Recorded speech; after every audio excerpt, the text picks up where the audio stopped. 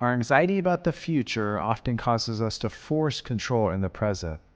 When we don't know how to calm and control the fear, loneliness, stress, anger, and sadness that lives inside of us, we often attempt to control what is outside of us, our environment, and the people in it. We force control to find relief externally, hoping that it'll bring relief internally. When we live life from this paradigm, it's easy to believe that doing it better, faster, cleaner, and more precise will secure a future free of stress, complexity, and pain. Yet when we live a life of control, we live a life of fear. Fear of what will happen to us, to our business, to our security, to our loved ones. And out of this fear, we orient our time, energy, and resources to minimize future pain. Control becomes a way that we try to master our fear of the future.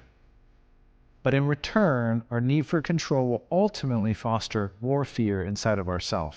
This is because you're trying to control outcomes and results that are outside your power to change. The only thing that you have power to change is you and how you choose to navigate the pain that is inevitably coming. Part of leadership and growth is facing adversity and making a way through it. What if, instead of fearing the adversity and pain that will inevitably come in the future, you focused on becoming the type of person and leader who can handle it better? You can't control what comes, but you can always control how you choose to be in the face of adversity. And when you face it with courage, you will learn this truth, that pain is an opportunity for meaningful growth. When we spend our lifetime trying to control and holding on to what we believe is best and what we want and what we aren't willing to lose, we have little opportunity to receive the good and the beauty that's around us every single day. In order to receive it, we must let go. And when you let go, you are now open to receive.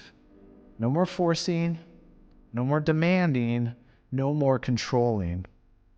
Force turns to flow, demand turns to delegation, and control turns to connection. New life is birthed through death of something old. Opportunity is gained through letting go. Think about trees in the forest. No tree was ever meant to hold onto a seed forever. There's a moment in time when that seed needs to fall. If it can't do this, it will die. It needs to let go of the thing that it knows as its source of security and trust. When it falls on the ground, it cannot force growth.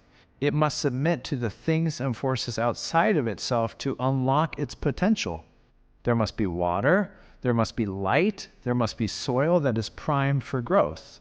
You have no control over how long you will fall from that tree that you hold on to for security. But what you do have control over is cultivating the soil that is primed for growth. Identity, purpose, confidence, connection. These are the things that produce fertile soil, a fertile ground for growth. You must trust the journey as you fall from one moment to the next, and you must trust the process and believe that there's something outside of you, someone outside of you who is there to lean on, trust, and believe that there's a plan for you. Enjoy life for what it was meant to be, a journey and not a destination. As you move on from this moment, ask yourself, what needs to die in order for new life to be birthed? What old things do you need to release in order to receive something new and beautiful?